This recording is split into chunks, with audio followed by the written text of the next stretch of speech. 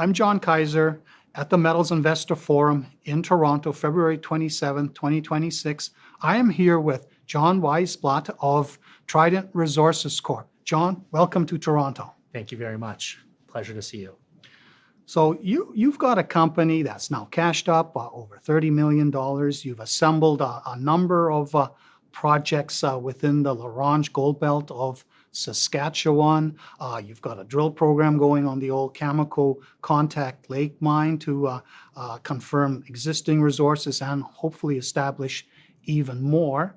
But your bigger goal is to show that the La Ronge Gold Belt is a lot more than it has historically been. And you had a slide showing about 1 million ounces historically produced from quite high grade deposits, but all small deposits. Why do you think this sort of stigma that the La Ronge Gold Belt has as being sort of high grade small peanuts can be overcome, and it can be shown to have something maybe not approaching the Abitibi Greenstone Belt, but still having some serious comparison? Sure, John, that's a great question. So there's really two key functions that are contributing to the under exploration or lack of exploration in the La Ronge Gold Belt. The first, and that goes back to the 1950s, was the discovery of significant uranium assets and minerals. And then came after potash. But the uranium industry and the business really took away from the focus of Saskatchewan as a real hotbed for gold exploration or precious metals exploration. So that's the first thing. And then the second, and even maybe more important thing, is historically the province of Saskatchewan, politically speaking, hasn't been the most optimal place for mineral exploration outside of potash and uranium. The reason for that was in the 60s, 70s, and 80s, you had an NDP, very social government, which created an uninhabitable environment for gold companies to come in and to do the work that's required to really expand what you saw on that table on the gold exploration and the gold production. Historically, companies like Newmont or Anglo or Ashanti or Barrick, they would have been forced to partner with the government, SMDC, which was a branch of government, the Saskatchewan Mining Development Corporation, and a joint venture with SMDC, which ultimately became Cameco, would have resulted in a 50-50 joint venture with ultimately the government. That's why gold companies stayed out.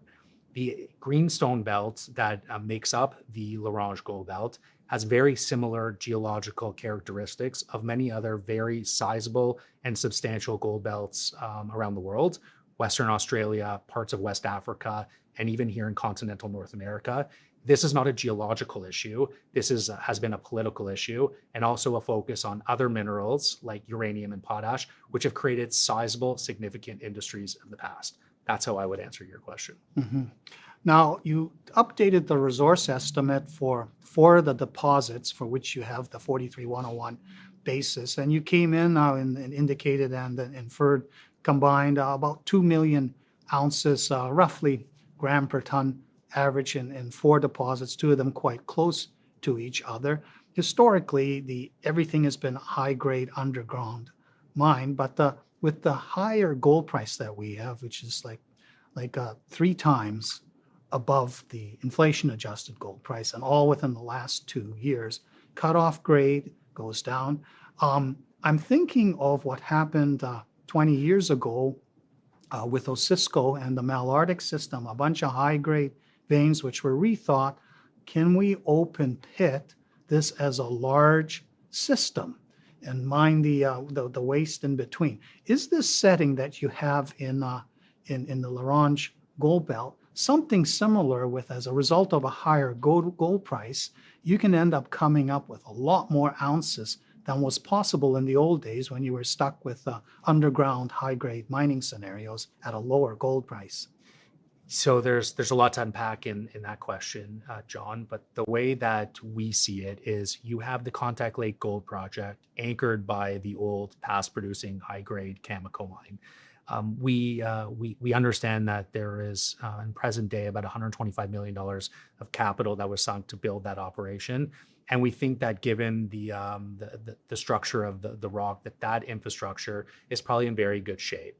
to actually open pit that asset and to create, because it is only down to 340 meters, to open pit that would probably not be a very inviable opportunity. What we do believe in the future, and we're not at that stage right now because we are a growth company, we are a resource expansion story right now.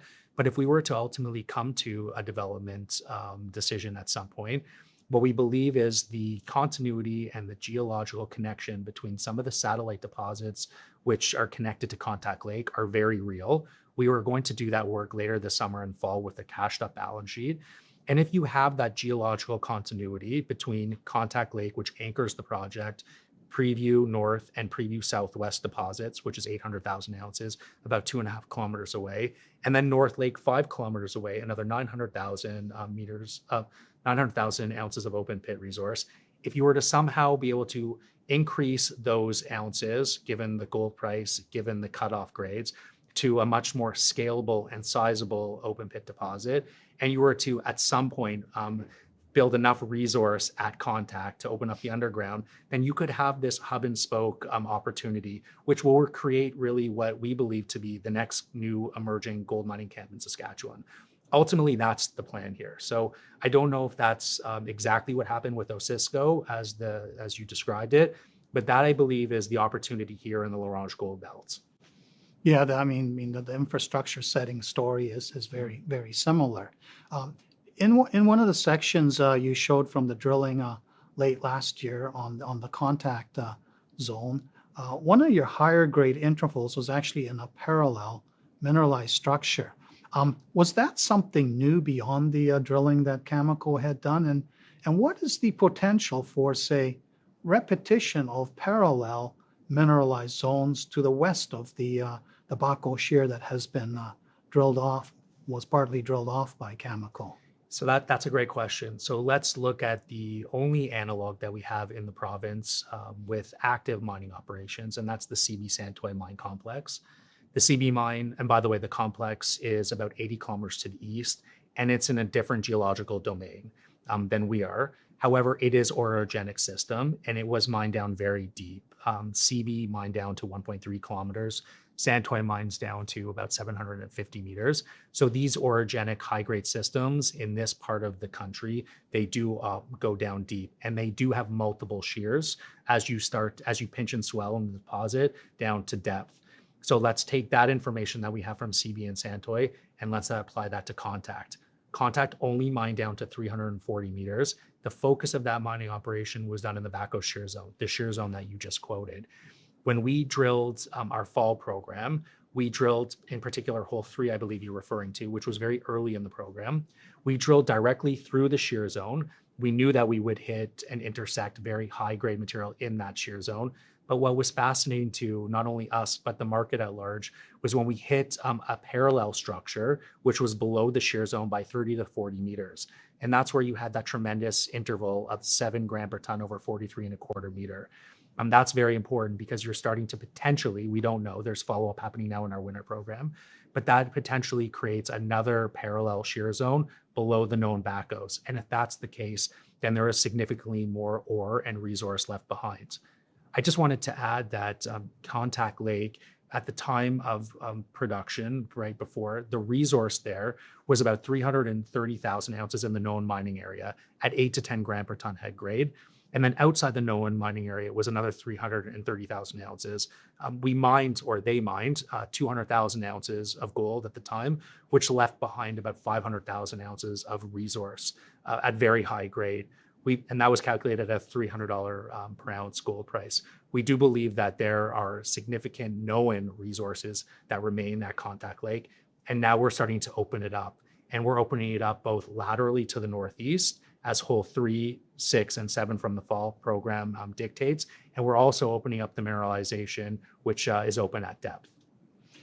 Now, the exploration done in the 80s, 90s obviously was focused on very high grade zones, and that probably had a big surface, what's exposed at surface bias to it. And then you had this big sort of quiet period where not much was done. And now here we are, $3,000 plus gold. We have a new government in Saskatchewan that wants to see something else besides potash and uranium mined. What new tools like 30 years after can you now apply to this rather lengthy land position that straddles what over 60 kilometers to tease out new targets that can also become sort of wildcat exploration drill targets, especially now that you have such a rich treasury that you can take some chances on this? So there have been significant advancements in geological technologies.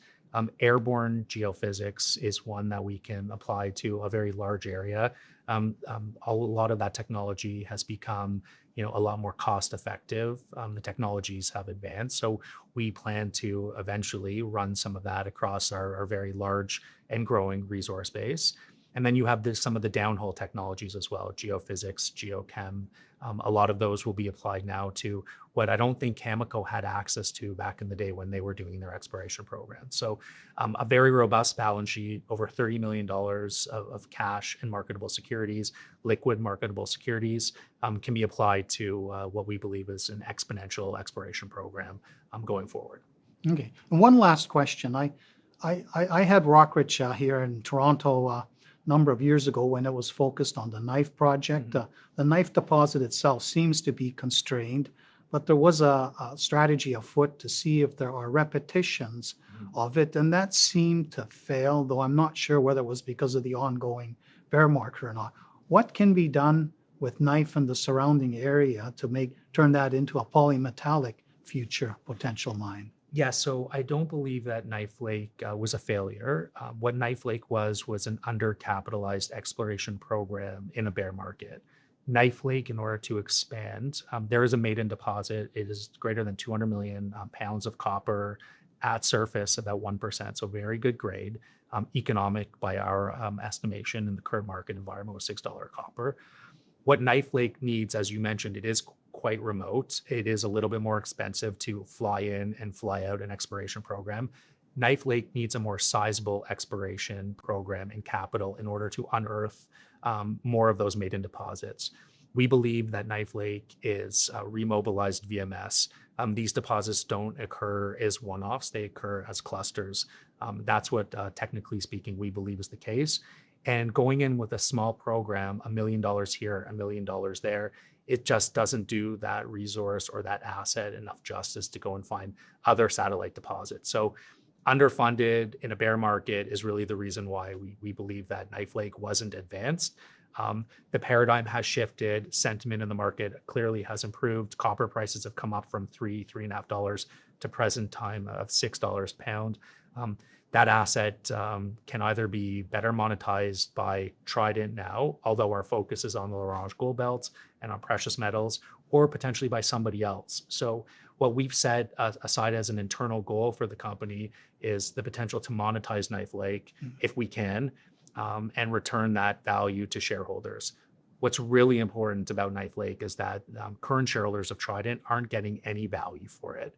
It is a valuable asset by my estimation, by our board's estimation. And if we cannot surface that value, then perhaps it can be surfaced through some type of transaction. So either a spin out or a farm out. A spin out, an outright sale, a farm out. These are all on the table for Trident right now. Excellent. All right, I've been speaking with Jon Wiesblatt of Trident Resources Corp. At the Metals Investor Forum in Toronto. Thank you, Jon. Thank you very much.